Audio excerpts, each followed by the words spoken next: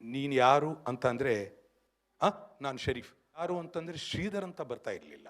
ನಾನು ಶರೀಫ್ ಅಂತ. ನಿದ್ದೆನಲ್ಲಿ ಯಾರಾದರೂ ಕೇಳಿದ್ರೆ ನಾನು ಶರೀಫ್ ಅಂದ್ಬಿಡ್ತಾ ಇದ್ದೆ. ಶ್ರೀ ಗುರುಭ್ಯೋ ನಮಃ. ಮೊದಲಿಗೆ ಇಲ್ಲಿ ವೇದಿಕೆ ಮೇಲೆ ವಿರಾಜಿಸ್ತಾ ಇರುವಂಥ ನಮ್ಮ ಪೂಜ್ಯ ಗುರುಗಳು, ಪರೋತ್ತಮರು, ಪರಮ ಪೂಜ್ಯರು ಶ್ರೀ ಶ್ರೀಕಾಂತಾನಂದ ಗುರುಗಳಿಗೆ ನನ್ನ ಭಕ್ತಿಪೂರ್ವಕ ಪ್ರಣಾಮಗಳನ್ನ ಮೊದಲು ಅರ್ಪಿಸ್ತೀನಿ. ಅವರು ನಮ್ಮ ಹೃದಯದಲ್ಲಿ, ನಮ್ಮ ಜೀವನದಲ್ಲಿ ಸಂಪೂರ್ಣವಾಗಿ ಆವರಿಸಿಕೊಂಡಿರುವಂತಹ ಒಬ್ಬ ಮಹಾನ್ ಚೈತನ್ಯ ಅವರು.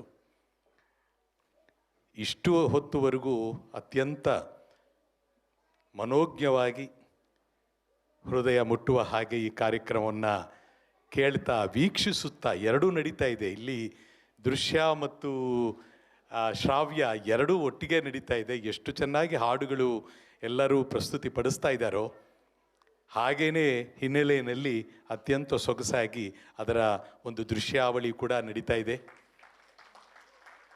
ಭಾಳ ಸೊಗಸಾದ ಒಂದು ಸಂಯೋಜನೆ ಇಲ್ಲಿವರೆಗೂ ನಾನು ನೋಡಿ ಆನಂದ ಪಡ್ತಾ ಇದ್ದೀನಿ. ಇಂಥ ಒಂದು ಕಾರ್ಯಕ್ರಮವನ್ನು ಹಮ್ಮಿಕೊಂಡಿರೋಂಥ ನಮ್ಮ ಪ್ರೀತಿಯ ಗುರುಬಂಧು, ವಿಶೇಷವಾಗಿ ನಾನು ನಮ್ಮ ಗುರುಬಂಧುಗಳಲ್ಲೇ ಅತ್ಯಂತ ಪ್ರೀತಿಸುವ, ಗೌರವಿಸುವ ದಂಪತಿ ಶ್ರೀ ನರಸಿಂಹಮೂರ್ತಿಗಳು ಹಾಗೂ ಶೈಲಜಮ್ಮ ಅವರು ನಮ್ಮ ಗುರುಗಳಿಗೂ ಭಾಳ ನೆಚ್ಚಿನ ಭಕ್ತರವರಿಬ್ಬರೂ ಕೂಡ. ಅವರಿಬ್ಬರೂ ನಮಗೆ ಗುರುಬಂಧುಗಳಾಗಿ ಪರಿಚಯ ಆದಾಗಲಿಂದ ನನಗೆ ನನ್ನ ವೈಯಕ್ತಿಕವಾಗಿ ಅತ್ಯಂತ ಆತ್ಮೀಯವಾದಂಥ ವ್ಯಕ್ತಿಗಳಾಗಿದ್ದಾರೆ. ಅವರ ಮಗಳು ಸಿಂಚನ ಅವರಿಂದ ಪರಿಚಯ ಆದಂಥ ಒಂದು ಅದ್ಭುತವಾದ ರತ್ನ ಪ್ರತಿಭೆ. ಎಷ್ಟು ಸಾಧನೆ, ಪರಿಶ್ರಮ, ಆ ಗಾಯನದಲ್ಲಿ ಅವರ ಪ್ರಬುದ್ಧತೆ, ಶಾಸ್ತ್ರೀಯ ಸಂಗೀತದಲ್ಲಿ ಎಂಥ ಒಂದು ಪರಿಶ್ರಮ ಅವರಿಗಿದೆಯೋ ಅದನ್ನು ಅತ್ಯಂತ ಸಮರ್ಪಕವಾಗಿ ಭಾವಗೀತೆ, ಭಜನೆಗಳು ಮತ್ತು ಹೀಗೆ ತತ್ವಪದಗಳು ಹೀಗೆಲ್ಲ ಅದನ್ನೆಲ್ಲನೂ ಮೈಗೂಡಿಸ್ಕೊಂಡು ಒಂದು ಕಡೆ ಅದ್ಭುತವಾದ ಹಾಡುಗಾರಿಕೆ. ಆಗಲೇ ಪ್ರಶಾಂತ್ ಹೇಳಿದ ಹಾಗೆ ನಮ್ಮ ನಾಡಿನ ಅತ್ಯಂತ ಪ್ರತಿಭಾನ್ವಿತ ಗಾಯಕರಲ್ಲಿ ಖಂಡಿತ ಸಿಂಚನಾಮೂರ್ತಿಯವರೊಬ್ಬರು. ನನಗೆ ಅಷ್ಟು ಸಂತೋಷ ಅದು. ಪ್ರತಿ ಸಲವೂ ಅವರ ಹಾಡುಗಾರಿಕೆಯನ್ನು ನಮ್ಮ ಗುರುಗಳ ಸಮಕ್ಷಮದಲ್ಲಿ ಎಲ್ಲಾದರೂ ಮತ್ತು ಯೂಟ್ಯೂಬ್ನಲ್ಲಿ ಕೇಳಿದಾಗ ನಾನು ಪ್ರಪಂಚವೇ ಅಷ್ಟೊತ್ತು ಸ್ವಲ್ಪ ಹೊತ್ತು ಕ್ಲೋಸ್ ಆಗಿರುತ್ತೆ. ಅಷ್ಟು ತನ್ಮಯನಾಗಿ ಅವರ ಹಾಡನ್ನು ಕೇಳೋಕ್ಕೆ ಆನಂದ ಆಗುತ್ತೆ. ಇನ್ನೊಂದು ವಿಶೇಷ ಏನಂತಂದರೆ, ನಮ್ಮ ಪೂಜ್ಯ ಗುರುಗಳಿಗೆ ಅವರ ಹಾಡುಗಾರಿಕೆ ಅಂತಂದರೆ ಅತ್ಯಂತ ಪ್ರೀತಿ. ಶ್ರೀಕಾಂತಾನಂದ ಸರಸ್ವತಿ ಅವರಿಗೆ ಪರಮಾತ್ಮನಿಗೆ ಅತ್ಯಂತ ಇಷ್ಟ ಆಯಿತು ಅಂತಂದರೆ ಇನ್ನು ನಮ್ಮ ಸಾಧನೆ ಯಾವ ಮಟ್ಟಕ್ಕೆ ಹೋಗಿದೆ ಅಂತ ನಾವು ತಿಳ್ಕೊಬೋದು. ಗುರುಗಳಿಗೆ ಅಷ್ಟು ಇಷ್ಟ ಅವ್ರು ಹಾಡ್ತಾ ಇದ್ದಾರೆ ಅಂತಂದರೆ ಆನಂದ ಪಡ್ತಾರೆ ಅವರು. ಹಾಗೆ ನಾವುಗಳು ಕೂಡ ಅದರಲ್ಲಿ ಒಂದು ದೈವಿಕತೆ ಇರದೆ ಅವರಲ್ಲಿ. ಕೇವಲ ಹಾಡು ಮಾತ್ರ ಅಲ್ಲ, ಹಾಡಿನ ಜೊತೆಗೆ ಒಂದು ತನ್ಮಯತೆ, ಒಂದು ಶರಣಾಗತಿ. ನಾನು ಯಾರಿಗೆ ಹಾಡ್ತಾ ಇದ್ದೀನಿ ಅಂತ ಅಂದರೆ ಸಂಪೂರ್ಣವಾಗಿ ತನ್ನ ಕಲೆಯನ್ನು ತನ್ನ ಮನಸ್ಸಲ್ಲಿ ಏನೂ ಇಲ್ಲದೆ ಸಂಪೂರ್ಣವಾಗಿ ಗುರುವಿಗೆ ಅಥವಾ ಪರಮಾತ್ಮನಿಗೆ ಸಮರ್ಪಿಸ್ತಾ ಒಂದು ಹಾಡುವಂಥ ಒಂದು ಅದ್ಭುತವಾದ ಒಂದು ಆಧ್ಯಾತ್ಮಿಕವಾದಂಥ ಗಾಯಕಿ, ಆಧ್ಯಾತ್ಮಿಕ ಒಂದು ಚಿಂತನೆ, ಮನಸ್ಸು ಇರುವಂಥ, ಹೃದಯ ಇರುವಂಥ ಗಾಯಕಿ ಶ್ರೀಮತಿ ಸಿಂಚನ ಅವರು. ತುಂಬ ತುಂಬ ಸಂತೋಷ ನನಗೆ. ಅದೇ ರೀತಿಯಲ್ಲಿ ನಮ್ಮ ಸದಾಶಿವ ಅವರನ್ನು ಕೂಡ ತುಂಬ ನಾನು ಅಭಿಮಾನಿಸ್ತೀನಿ, ತುಂಬ ಮೆಚ್ಕೊಳ್ತೀನಿ. ಭಾಳ ಒಳ್ಳೆಯ ಒಂದು 2-3 ಸಲ ಕೇಳಿದೆ ಅಷ್ಟೇ ಅವ್ರ ಗಾಯನವನ್ನು. ಕೇಳ್ತಾನೆ ನಾನು ಅತ್ಯಂತ ಒಂದು ಅಭಿಮಾನಿಯಾಗಿದ್ದೀನಿ.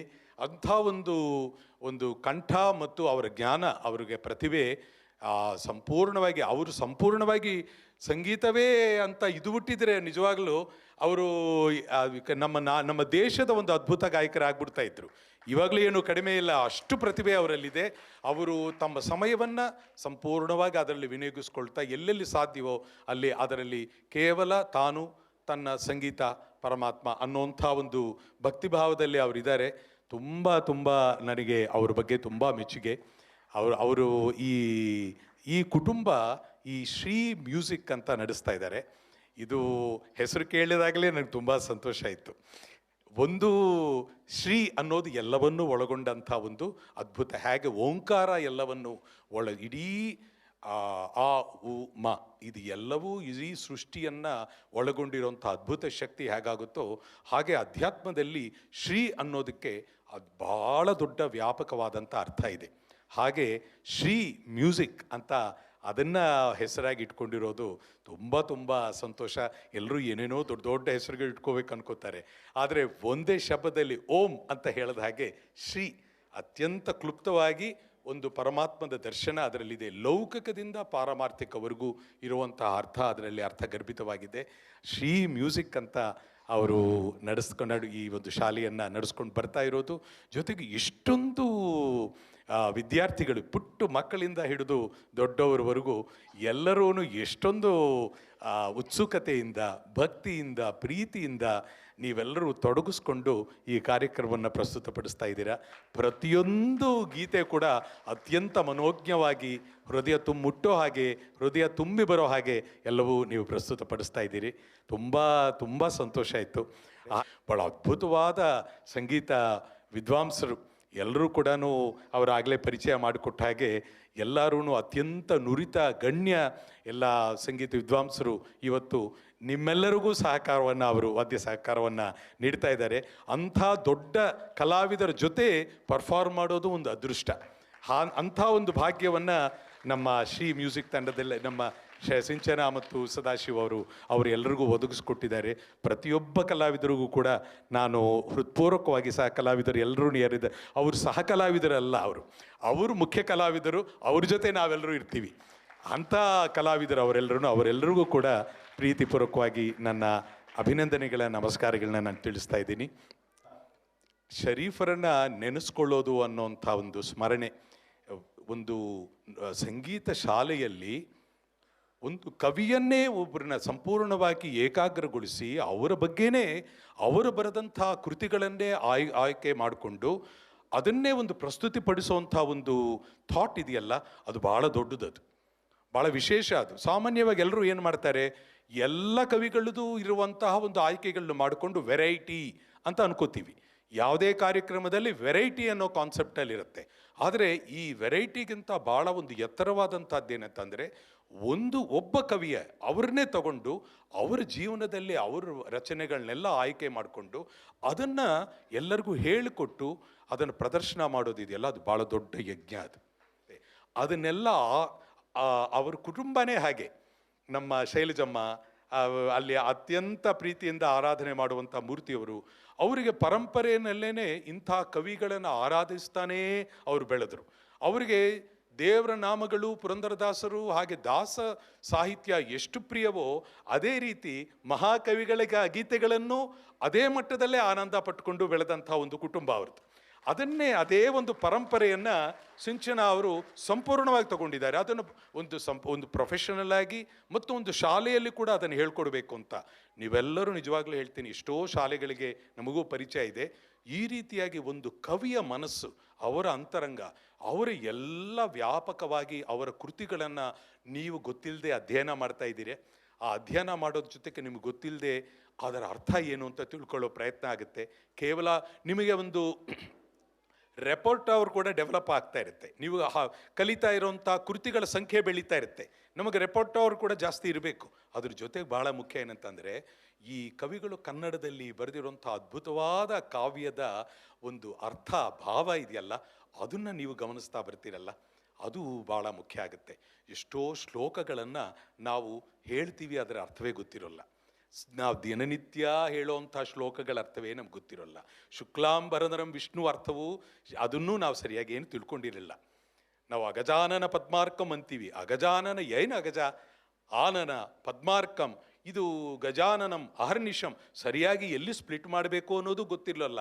ನಾವು ಸುಮ್ಮನೆ ಶ್ಲೋಕಗಳು ಕಲಿತೀವಿ. ಆದರೆ ಕನ್ನಡದ ಶ್ಲೋಕಗಳು ಈ ಭಾವಗೀತೆಗಳು, ಕನ್ನಡದಲ್ಲಿರುವಂತಹ ಅದ್ಭುತವಾದ ಶ್ಲೋಕಗಳು, ಆ ಋಷಿ ಸದೃಶರಾದಂಥ ಎಲ್ಲ ವ್ಯಕ್ತಿಗಳ ಗೀತೆಗಳನ್ನು ನಿಮಗೆ ಹೇಳ್ಕೊಡ್ತಾ ಇದ್ದಾರೆ.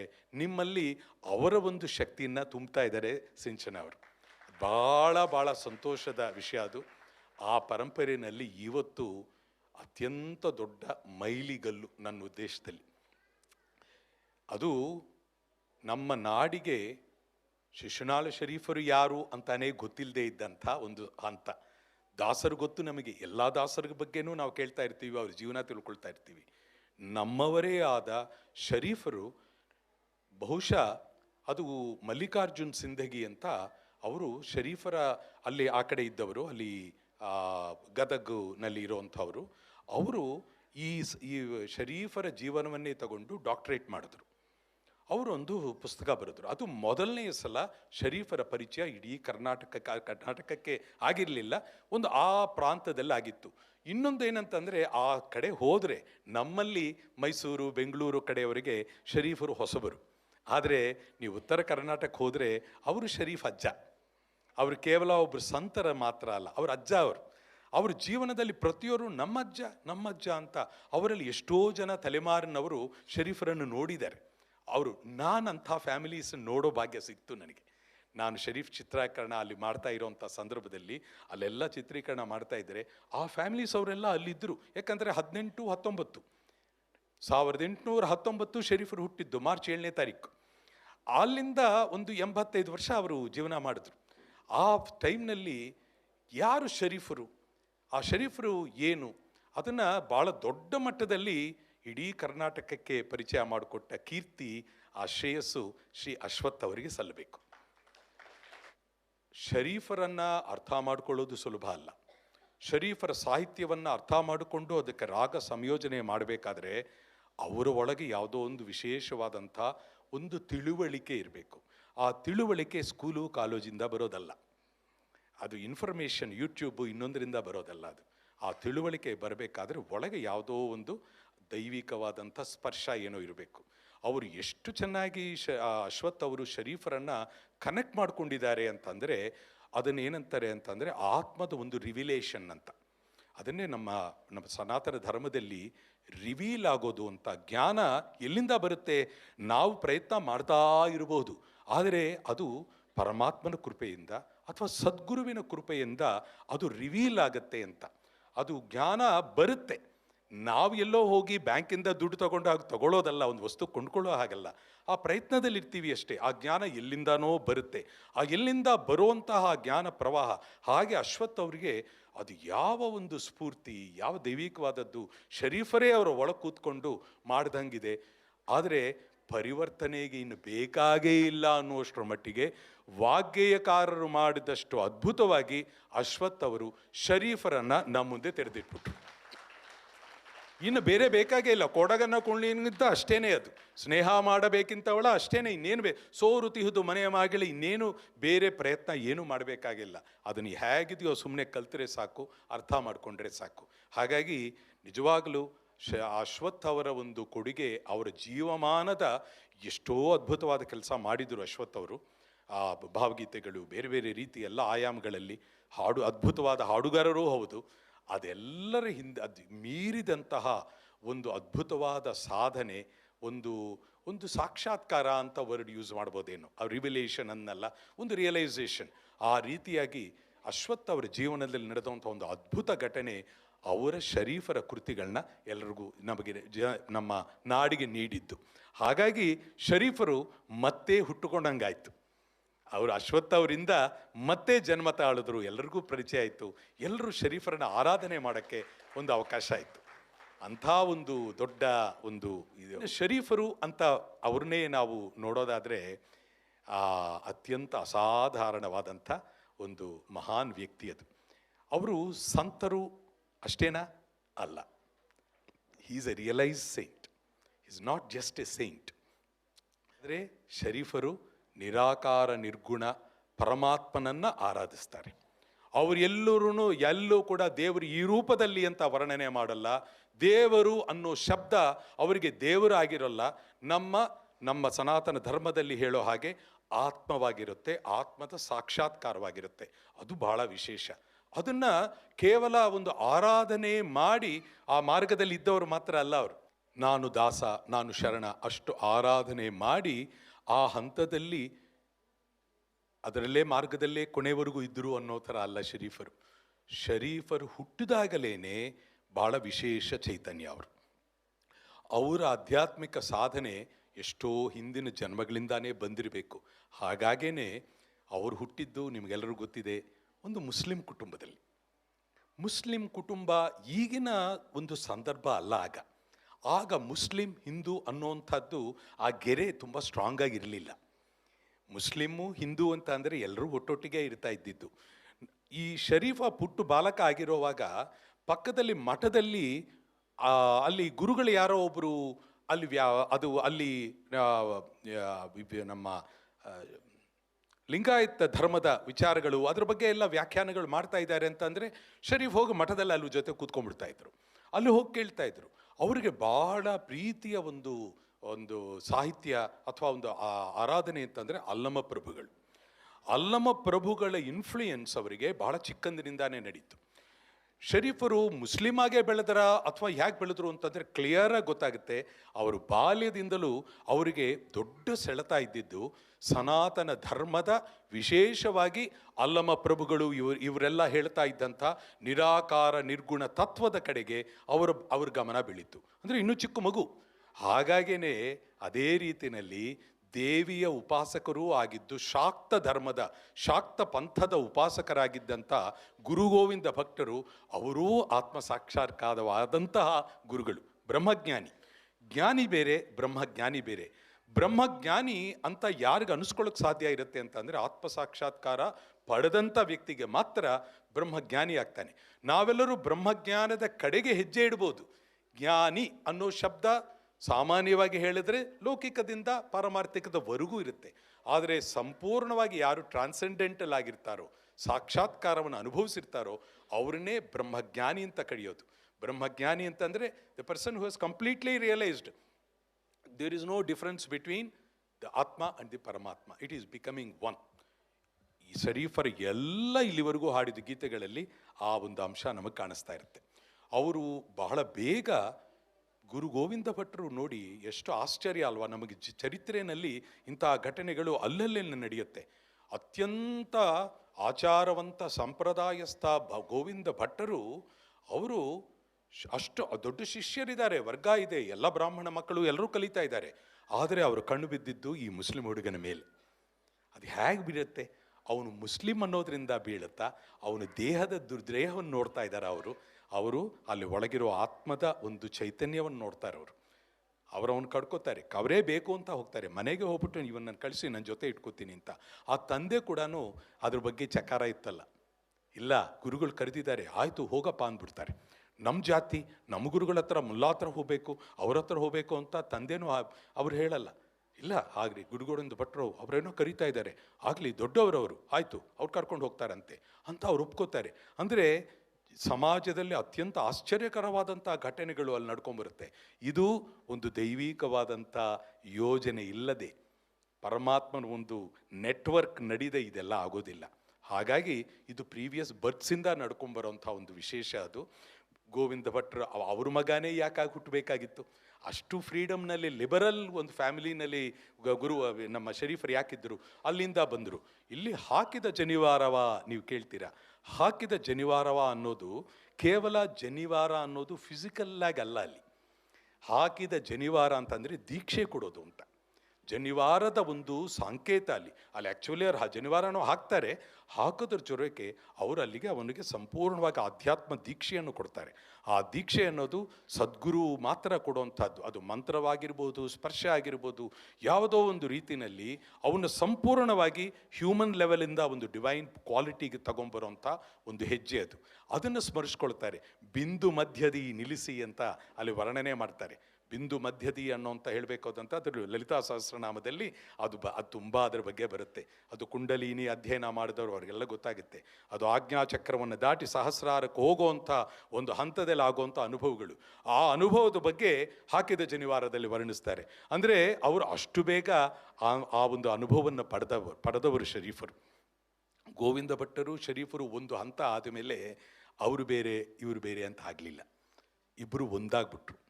ಎಷ್ಟರ ಮಟ್ಟಿಗೆ ಅಂತಂದರೆ ಆ ಕಾರಣದಿಂದಲೇ ನೀವು ಇವಾಗ ಅವ್ರ ಫೋಟೋಸ್ ನೋಡಿದ್ರೆ ಅವರಿಬ್ಬರು ಒಂದೇ ಥರ ಕಾಣಿಸ್ತಾರೆ. ಇಬ್ಬರು ಗುರು ಗೋವಿಂದ ಭಟ್ರು, ಶಿಶ್ನಾ ಶರೀಫರು ಇಬ್ಬರದು ಫೋಟೋಸ್ ಇರುತ್ತೆ ಸಾಮಾನ್ಯವಾಗಿ. ಈಗ ಸಿಗುತ್ತೆ ಎಷ್ಟೋ ಕಡೆ, ಅಲ್ಲಿ ಅವ್ರ ವೇದಿಕೆ ಅಲ್ಲೆಲ್ಲ ಸಿಗುತ್ತೆ.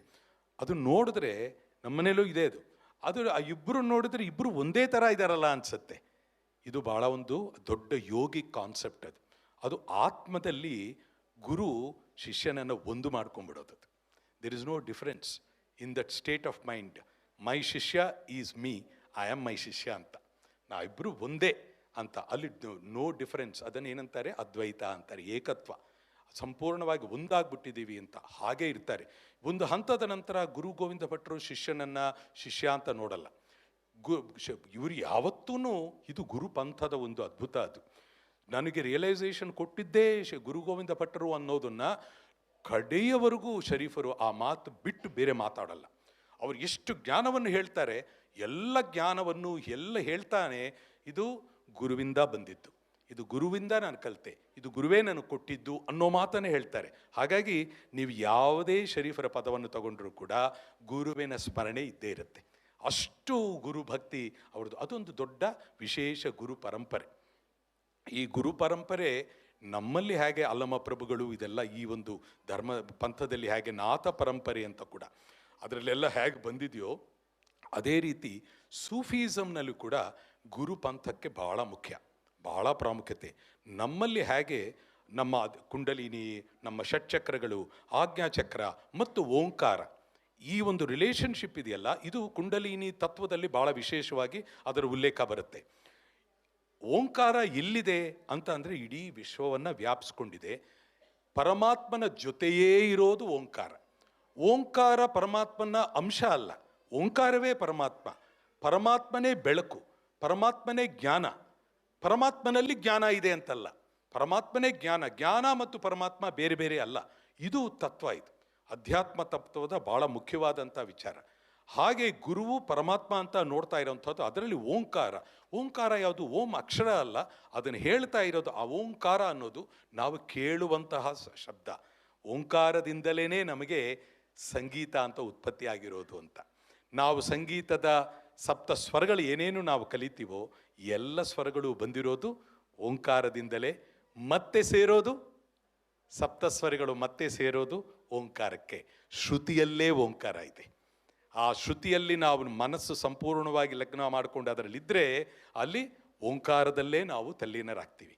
ಅದು ನಮ್ಮ ತತ್ವ. ಅದು ನಮ್ಮ ಆಧ್ಯಾತ್ಮಿಕ ಚಿಂತನೆಯ ಮಾರ್ಗದಲ್ಲಿ, ಪತಂಜಲಿ ಯೋಗದಲ್ಲಾಗಲಿ ಅಥವಾ ಕುಂಡಲಿನಿ, ಇವೆಲ್ಲ ಪತಂಜಲಿ ಯೋಗ ಸೂತ್ರದಲ್ಲಿ ಬರುತ್ತೆ, ಲಲಿತಾ ಸಹಸ್ರನಾಮದಲ್ಲಿ ಬರುತ್ತೆ. ಹಾಗೆ ಸೂಫಿಯಿಸಮ್ನಲ್ಲಿ ಆಶ್ಚರ್ಯಕರವಾದ ವಿಚಾರ ಇದು. ಸೂಫಿಯಿಸಮ್ನಲ್ಲಿ ಓಂಕಾರ ಶಬ್ದವನ್ನು ಸುರತನಾದ ಅಂತ ಕರೀತಾರೆ. ಬಹಳ ಆಶ್ಚರ್ಯಕರವಾದ ಶಬ್ದ ಅದು, ಸುರತನಾದ ಅಂತ. ಅಂದರೆ ಅದು ಒಂದು ಯೂನಿಯನ್ ರೆಪ್ರೆಸೆಂಟ್ ಮಾಡ್ತಾ ಇರೋವಂಥ ಒಂದು ನಾದ ಅಂತ. ನಮ್ಮ ಋಷಿಗಳು ಆ ನಾದವನ್ನು ಬಲಗಿವಿಯಲ್ಲಿ ಧ್ಯಾನ ಮಾಡ್ತಾ ಇರೋ ಯೋಗಿ ಕೇಳ್ತಾನೆ ಅಂತ ಹೇಳ್ತಾರೆ. ಆ ಶಬ್ದಕ್ಕೆ ಅನಾಹತ ನಾದ ಅಂತ ಋಷಿಗಳು ಹೇಳೋವಂಥದ್ದು. ನಮ್ಮ ಉಪನಿಷತ್ತು ಎಲ್ಲದರಲ್ಲೂ ಬರುತ್ತೆ ಅದು. ಅನಾಹತ ನಾದ ಅಂತ, ಅನಾಹತ ಶಬ್ದ ಅಂತ. ಅದು ನಾದ. ಅದು ನಾದ ಕಿವಿಯಲ್ಲಿ, ಬಲಗಿವಿಯಲ್ಲಿ ಮಾತ್ರ ಕೇಳುತ್ತದು. ಓಂಕಾರ ನಾದ ಕೇಳೋವಂಥದ್ದು ಅದು ದೊಡ್ಡ ಯೋಗಿಗಳಿಗಾಗುವ ಅನುಭವ. ಹಾಗೆ ಸೂಫಿಸಮ್ನಲ್ಲಿ ಅದೇ ಓಂಕಾರವನ್ನು ಸುರತನಾದ, ಮಹಾನಾದ ಅಂತ ಅವರು ಕರೀತಾರೆ. ಹಾಗಾಗಿ ಸೂಫೀಸ್ಗೂ ಹಿಂದೂ ಧರ್ಮದ ನಮ್ಮ ಭಾಳ ದೊಡ್ಡ ಯೋಗಿಕ್ ಸಾಧಕರಿಗೂ ಋಷಿಗಳಿಗೂ ವಿಶೇಷ ಸಂಬಂಧ ಇದೆ. ಇವರೆಲ್ಲ ಏನು ಅನುಭವದಲ್ಲಿ ಪಡ್ಕೊಂಡಿದ್ದಾರೋ ಅದೇ ಅನುಭವವನ್ನು ಸೂಫಿ ಸಂತರು ಪಡೆದಿದ್ದಾರೆ. ಸೂಫಿ ಸಂತರು ಪಕ್ಕಾ ಮುಸ್ಲಿಮ್ಸ್ ಅಲ್ಲ. ಈಗಲೂ ಎಷ್ಟೋ ಜನ ಕನ್ಫ್ಯೂಷನ್ಸಲ್ಲಿ ನಮಗೆ ಯೂಟ್ಯೂಬ್ನಲ್ಲಿ ಎಲ್ಲ ಮಾತುಗಳಾಡ್ತಾರೆ. ಆದರೆ ಸೂಫೀಸು ಅವರು ಯಾವ ಪಂಗಡಕ್ಕೂ ಸೇರಲ್ಲ, ಎಲ್ಲವನ್ನೂ ಮೀರಿದಂತಹ, ಅದಕ್ಕೆ ಇಟ್ಸ್ ಕಾಲ್ಡ್ ಟ್ರಾನ್ಸೆಂಡೆಂಟಲ್. ಯಾವ ಧರ್ಮಕ್ಕೂ ಸೇರಿದವರಲ್ಲ, ಕೇವಲ ಆತ್ಮದ ಒಂದು ಬ್ರಹ್ಮಜ್ಞಾನದ ಕಡೆಗೆ ಹೋಗುವಂತಹ ಯೋಗಿಗಳು ಅವರೆಲ್ಲ. ಹಾಗಾಗಿ ಆ ಸೂಫೀಸನ್ನು ಮತ್ತು ಇವರು ಅದೇ ಒಂದು ಮುಸ್ಲಿಂ ಬ್ಯಾಕ್ಗ್ರೌಂಡಿಂದನೇ ಬಂದಿದ್ದಾರೆ. ಇವರು ಅದನ್ನೇ ಕಂಡುಕೊಂಡ್ರು. ಅವರ ಅದೃಷ್ಟಕ್ಕೆ ಶಾಕ್ತ ಧರ್ಮದಲ್ಲಿ ನಮಗೆ ಲಲಿತಾ ಸಹಸ್ರನಾಮದಲ್ಲಿ ಹೇಳಿದ ಹಾಗೆ ಅದೇ ಪರಂಪರೆಯವರು ಗುರು ಗೋವಿಂದ ಭಟ್ರು. ನೋಡಿ ಎಷ್ಟು ಪಕ್ಕಪಕ್ಕದಲ್ಲಿ ರಿಲೇಷನ್ಶಿಪ್ಸ್, ಹೆಂಗೆ ದೇವರ ಒಂದು ಪ್ರಕ್ರಿಯೆ ನಡೆಯುತ್ತೆ ಅಂತ. ಹಾಗಾಗಿ ಶರೀಫರು ಅಲ್ಲಿಂದ ಬೆಳೆದರು. ಶಿಶುನಾಳ ಅನ್ನೋ ಊರಿನ ಅಲ್ಲಿ ದೇವರು ಅಂತ. ಅದು ಏನು ಅಂತ ನಿಜವಾಗ್ಲೂ ಮಾತಿನಲ್ಲಿ ಹೇಳೋಕ್ಕಾಗಲ್ಲ. ಶರೀಫರು ಏನೇ ಬರೆದರೂ ಕೂಡ ಅದರಲ್ಲಿ ಅದ್ಭುತವಾದಂಥ ತತ್ವವೇ ಅಡಗಿದೆ. ಯಾವುದು ನೇರವಾಗಿ ಹೇಳೋದಲ್ಲ, ಎಲ್ಲದರ ಹಿಂದೆ ಒಂದು ಗೂಢಾರ್ಥ ಇರುತ್ತೆ. ಅದ್ಭುತವಾದನ್ನು ಶೋಧನೆ ಮಾಡಬೇಕು, ಅದರ ಬಗ್ಗೆ ಒಳಗೋಗಬೇಕು. ಎಷ್ಟು ಸುಲಭವಾಗಿ ಅವರ ಶಬ್ದಗಳನ್ನ ಅರ್ಥ ಮಾಡೋಕ್ಕಾಗಲ್ಲ. ಅದು ವಿಶೇಷ ಗುರುತತ್ವವನ್ನು ಅರ್ಥ ಮಾಡಿಕೊಂಡವರಿಗೆ ಅಲ್ಲಿ ಶರೀಫರು ಅರ್ಥ ಆಗ್ತಾರೆ. ಅಂಥ ಒಂದು ಪ್ರಕ್ರಿಯೆ ಶರೀಫರಲ್ಲಿದೆ. ನಿಜವಾಗಲೂ ಅಧ್ಯಾತ್ಮ ಸಾಧನೆ ಮಾಡಬೇಕು ಅನ್ನೋರಿಗೆ ಉಪನಿಷತ್ತನ್ನು ಹೇಗೆ ಓದಬೇಕು ಅಥವಾ ತಿಳ್ಕೋಬೇಕು, ಭಗವದ್ಗೀತೆಯನ್ನು ಕಂಪಲ್ಸರಿ. ಉಪನಿಷತ್ತುಗಳು ಓದೋದು ಕಷ್ಟ ಇರ್ಬೋದು, ಓದೋದು ಅಂತಂದರೆ ನಾನು ಕೇವಲ ಪುಸ್ತಕ ಇಟ್ಕೊಂಡು ಓದೋದು ಅಂತಲ್ಲ, ಗುರುಮುಖೇನ ಅಧ್ಯಯನ ಮಾಡೋದು ಅಂತ, ಜೀವನದ ಮಾರ್ಗವಾಗಿ. ಅದು ಭಾಳ ಸುಲಭವಾದದ್ದು. ಅದಕ್ಕಿಂತ ಸುಲಭವಾದದ್ದು ಭಗವದ್ಗೀತೆ. ಇಲ್ಲಿ ಏನು ತತ್ವ ಇದೆಯೋ, ನಮ್ಮ ಋಷಿಗಳು ಏನು ತತ್ವವನ್ನು, ನಮ್ಮ ಜ್ಞಾನವನ್ನು ಸನಾತನ ಧರ್ಮದಲ್ಲಿ ಕೊಟ್ಟರೋ ಅದೇ ವಿಚಾರವನ್ನು, ಅದೇ ಉಪನಿಷತ್ತುಗಳನ್ನು ಶರೀಫರು ತಮ್ಮ ಕೃತಿಗಳಲ್ಲಿ ಬರೆದಿದ್ದಾರೆ.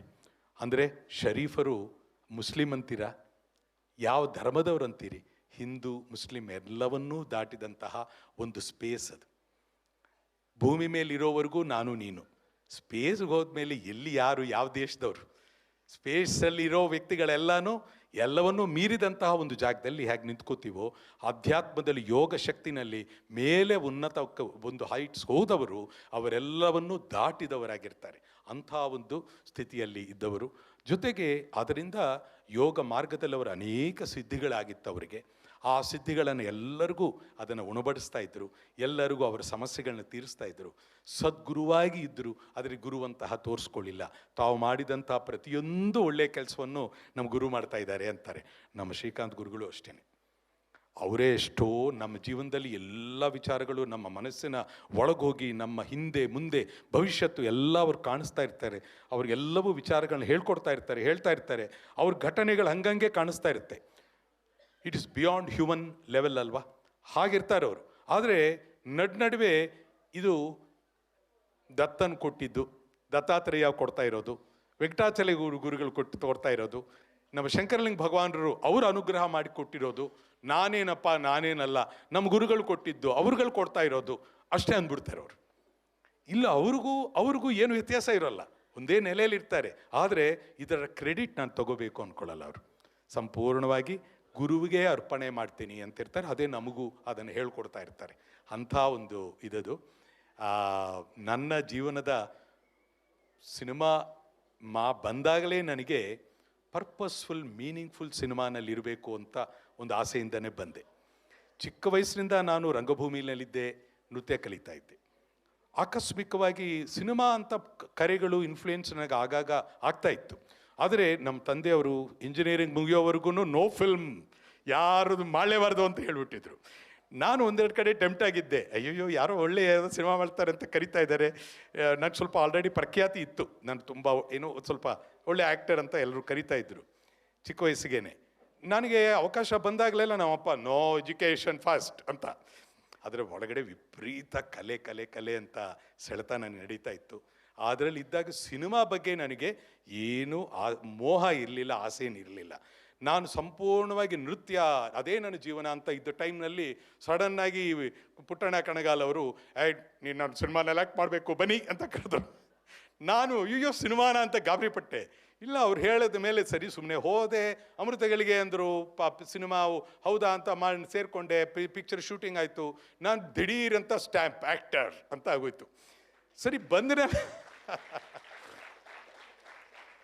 ಅಂದರೆ ಹೇಗೆ ವಿಧಿ ಅಥವಾ ಯಾರು ಮಾಡ್ತಾ ಇದ್ದಾರೆ ಅದನ್ನು, ಇದು ಎಲ್ಲ ದೊಡ್ಡ ಶಕ್ತಿ, ದೊಡ್ಡದು ಯಾವುದೋ ಮಾಡುತ್ತದು. ಹಾಗೆ ನಾನು ಪುಟ್ಟಣ್ಣ ಕಣಗಾರ ದೃಷ್ಟಿ ನನ್ನ ಮೇಲೆ ಯಾಕೆ ಬಿತ್ತು, ಎಲ್ಲ ಹಾಗಾಗಿ ಆಯ್ತು ಅದೆಲ್ಲನೂ. ಅಂತೂ ಆ ಪಿಕ್ಚರು ಸಕ್ಸಸ್ ಆಯಿತು, ನಾನು ಸಿನಿಮಾ ಮಾಡ್ತಾ ಬಂದೆ. ಆದರೆ ಸಿನಿಮಾ ಮಾಡ್ತಾನೆ ನಾನು ಆಗಲೇ ಹೇಳ್ದಂಗೆ ಮೀನಿಂಗ್ಫುಲ್, ಪರ್ಪಸ್ಫುಲ್, ಒಂದು ಫ್ಯಾಮಿಲಿ ಆಡಿಯನ್ಸ್ ಕೂತ್ಕೊಂಡು ಆನಂದವಾಗಿ ನೋಡಬೇಕು, ಖುಷಿ ಪಡಬೇಕು, ಅದರಲ್ಲಿ ಒಳ್ಳೆಯ ಭಾವನೆಗಳಿರಬೇಕು, ಜೊತೆಗೆ ಒಬ್ಬ ಆ್ಯಕ್ಟರ್ ಆಗಿ ನನಗೊಂದು ಚಾಲೆಂಜ್ ಇರಬೇಕು ಅಂತ ನಾನು ಆಸೆ ಪಡ್ತಾ ಇದ್ದೆ. ದುಡ್ಡು was nowhere near my consideration. ಯಾರು ಬಂದು ಕೇಳಿದ್ರು ಪಾತ್ರ ಚೆನ್ನಾಗಿದೆಯಾ, ಕಥೆ ಚೆನ್ನಾಗಿದೆಯಾ, ನನಗದು ಹೇಗಿದೆ, how I imagine this film how will we turn out to be, ಅಷ್ಟೇ ನನಗೆ ಇಂಪಾರ್ಟೆಂಟು. ಅವನು ಅದಕ್ಕೆ 1,000 ಕೊಡ್ತೀನೋ ಅಥವಾ 10,000 ಕೊಡ್ತೀನೋ, ನನಗೆ ಇಟ್ ವಾಸ್ ಇಮ್ಮೆಟೀರಿಯಲ್. ಅದನ್ನು ನೆಕ್ಸ್ಟ್ ಲಾಸ್ಟ್ ರಿಸಾರ್ಟು. ಅಷ್ಟು ಮೈಂಡಲ್ಲಿ ದುಡ್ಡಿಗಿಂತ ಕ್ವಾಲಿಟಿ ಕ್ವಾಲಿಟಿ ಅಂತಾನೆ ನಾನು ಸಿನಿಮಾಲ್ ಬಂದೆ. ಫಾರ್ಚುನೇಟ್ಲಿ ಒಂದೊಂದು ಅಂಥ ನಿರ್ದೇಶಕರು ನನಗೆ ಅವಕಾಶಗಳು ಕೊಟ್ಟರು. ಗೀತಪ್ರಿಯ, ದೊರೆ ಭಗವಾನು, ನಮ್ಮ ಕನ್ನಡದಲ್ಲಿ ಬೆಸ್ಟ್ ಡೈರೆಕ್ಟರ್ಸ್ ನಾಗಾಭರಣ ಅವರು, ಎಲ್ಲರ ಜೊತೆನೂ ವರ್ಕ್ ಮಾಡೋದಾಯಿತು. ಗಿರೀಶ್ ಕಾಸರವಳ್ಳಿ ಅವ್ರ ಜೊತೆ ವರ್ಕ್ ಮಾಡೋಕ್ಕಾಯಿತು. ನಂತರ ಕೆ ಬಾಲಚಂದರ್ ಅವರು ತಮಿಳಲ್ಲಿ, ಇನ್ನು ತೆಲುಗುನಲ್ಲಿ ನಿಮ್ಗೆ ಗೊತ್ತು, ದೊಡ್ಡ ಶಂಕರಾಭರಣಂ ಅದೆಲ್ಲ ತೆಗೆದವರು ಕೆ ವಿಶ್ವನಾಥ್ ಅವರು, ಅವ್ರ ಸಿನಿಮಾಲಲ್ಲಿ ಅವ್ರು ಕರೆದು ಅವರ ಪಾತ್ರ ಕೊಟ್ಟರು. ಒಂದು ಹಿಂದಿನಲ್ಲಿ ಭಾಳ ದೊಡ್ಡ ಡೈರೆಕ್ಟ್ರು, ಅವರು ನನಗೆ ಅದು ಮುಖ್ಯ ಪಾತ್ರವನ್ನು ಕೊಟ್ಟು ಹಿಂದಿನಲ್ಲಿ ಕೂಡ ಒಂದು ಹೀರೋ ಆಗಿ ಒಂದು ಸಿನಿಮಾ ಭೈರವಿ ಅಂತ ಒಂದು ಚಿತ್ರದಲ್ಲಿ ಆ್ಯಕ್ಟ್ ಮಾಡಿದೆ. ಇವೆಲ್ಲ ನಡೀತು. ಆದರೆ ಬರ್ತಾ ಬರ್ತಾ ಒಳಗಡೆ ನನಗೆ ಸಿನಿಮಾನಲ್ಲಿ ನನಗೆ ಬೇಕಾದ ಯಾವುದೋ ಒಂದು ಆನಂದ ಸಿಗ್ತಾ ಇಲ್ಲ ಅನ್ನೋವಂಥ ಒಂದು ಭಾವನೆ ಅಲ್ಲಿ ಬೆಳೀತಾ ಇತ್ತು. ಅಂದರೆ ಕಮರ್ಷಿಯಲ್ಗಿಂತ ಒಂದು ತೃಪ್ತಿ, ಆನಂದ ಸಿಗಬೇಕು ಅಂತ. ಹಾಗಾಗಿ ನಾನು ಸ್ವಲ್ಪ ಸಿನಿಮಾ ಮಾಡಬೇಕಾ, ಈಗ ನಾನು ಕಂಟಿನ್ಯೂ ಮಾಡಬೇಕಾ ಬಿಡಬೇಕಾ ಅನ್ನೋಂಥ ಒಂದು ಯೋಚನೆ ಒಂದು 6 years after my entry start ಆಯಿತು. ಆ ಸಂದರ್ಭದಲ್ಲೇ ಶಿಶ್ನಾಳ್ ಶರೀಫ್ ಆಫರ್ ಬಂತು ನನಗೆ. ಅದು ಭಾಳ ಆಶ್ಚರ್ಯಕರವಾಗಿ ಅನಂತನಾಗ್ ಅವರು ಮಾಡಬೇಕಾಗಿತ್ತು. ಅದು ಆಗ ಅನೌನ್ಸು ಆಗಿತ್ತು, ಅನಂತನಾಗ್ ಅವರು ಮಾಡ್ತಾರೆ ಅಂತ. ನಾನು ದೊಡ್ಡ ಅಭಿಮಾನಿ ಅನಂತನಾಗ್ ಅವರು ಅಂತಂದರೆ.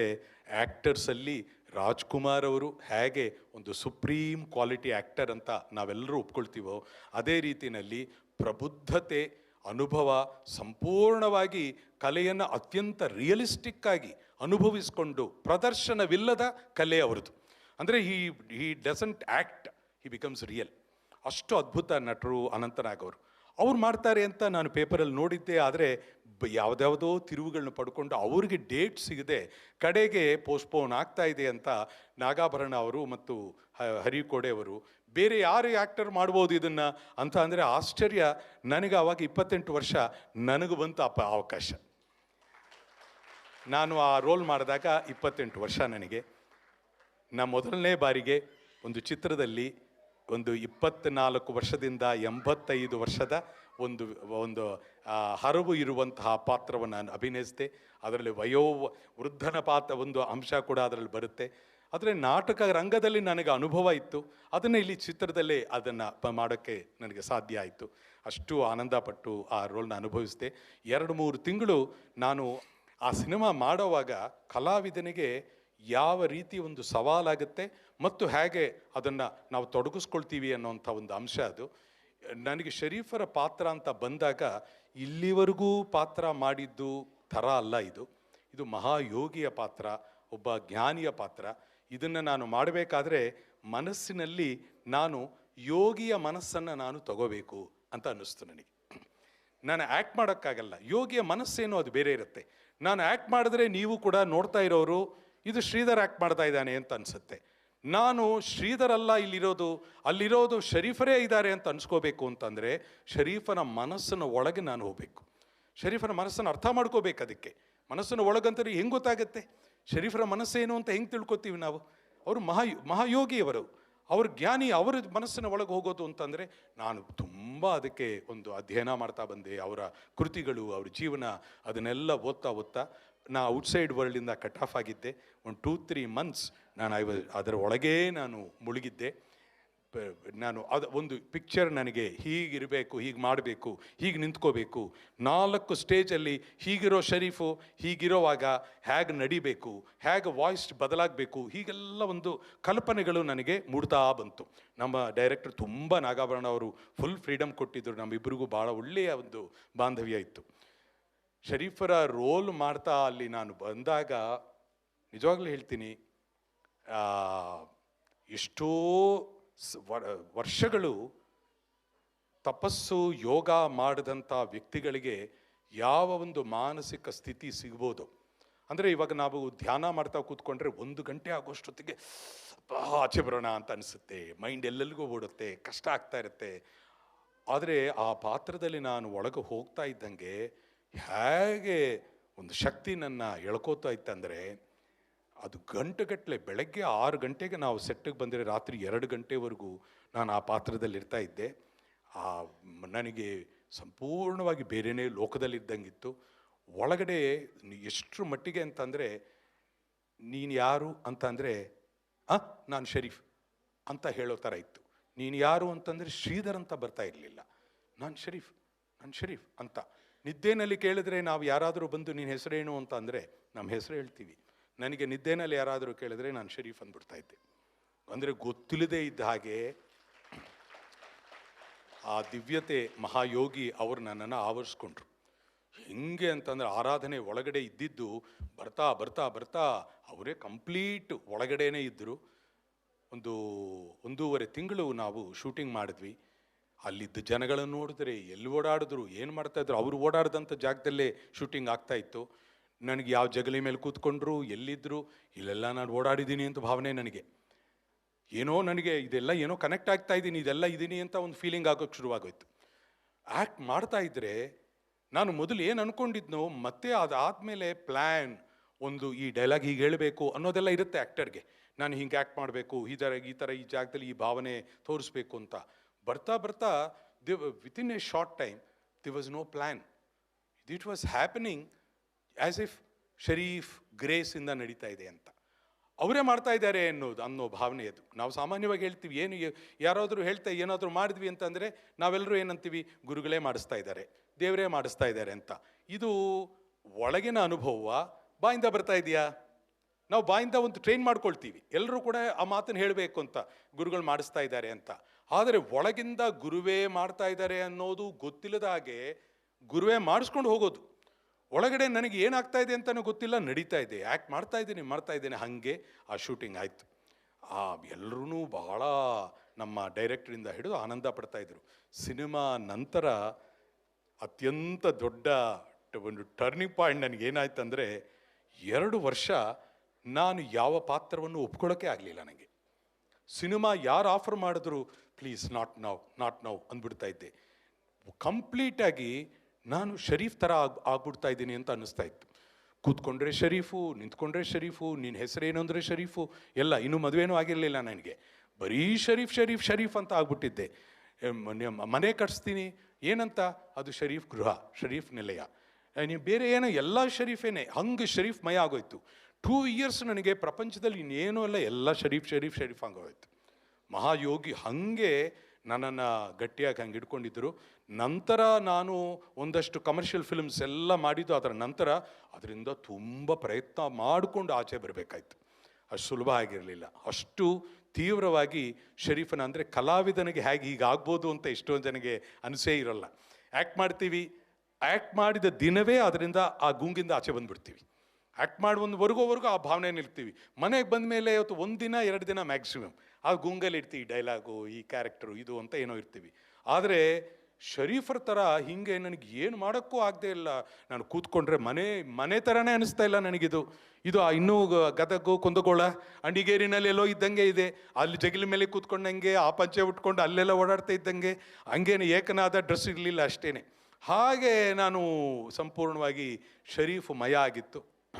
ಜೀವನದಲ್ಲಿ ದೊಡ್ಡ ತಿರುವಾಯಿತು ನನಗದು.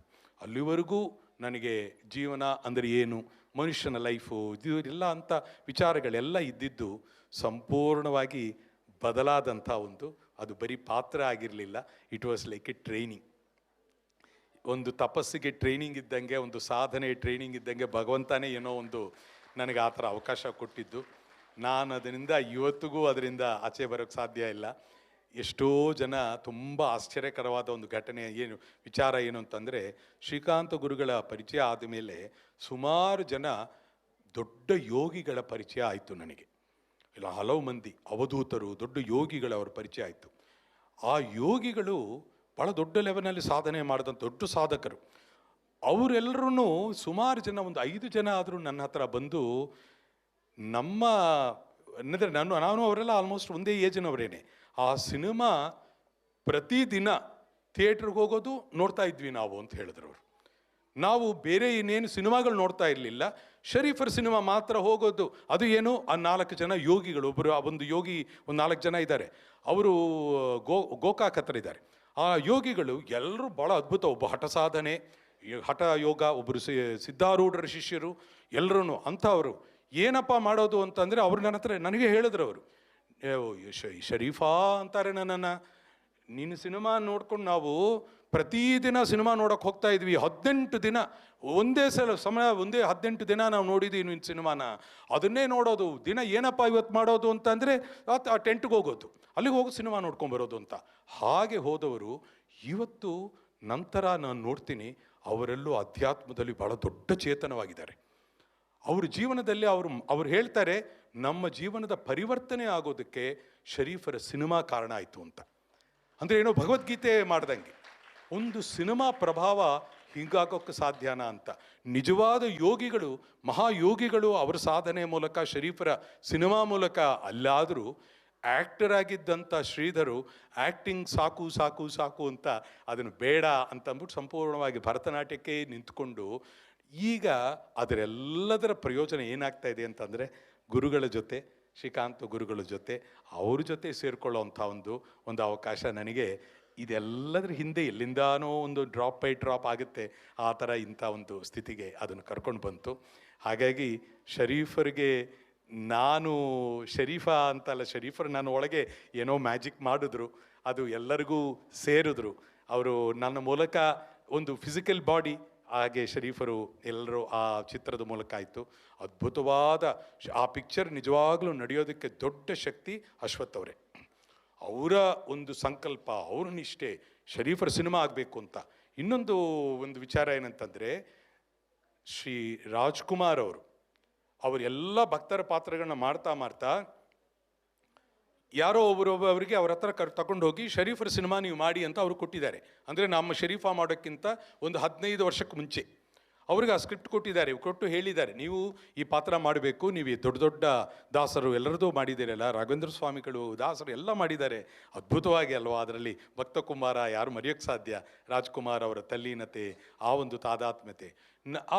ಆದರೆ ಈ ಶರೀಫರ ಸಿನಿಮಾ ಅವರು ಕೊಟ್ಟಾಗ ರಾಜ್ಕುಮಾರ್ ಅವರೆಲ್ಲ ಹೇಳಿದ್ದೆ, ಅದು ದೊಡ್ಡ ತಂಡದವರೇ ಹೇಳಿದ್ದು ಮಾತಿದ್ದು.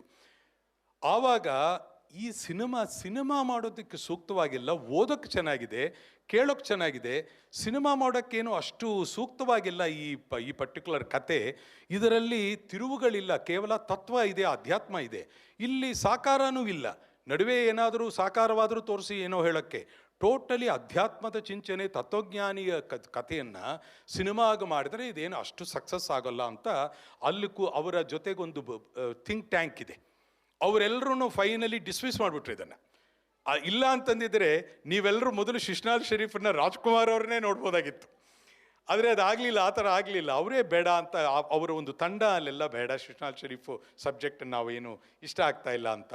ಅದಾದ ಒಂದು 10-15 ವರ್ಷಗಳ ನಂತರ ಇವನಿಗೆ ಸಿಕ್ತು.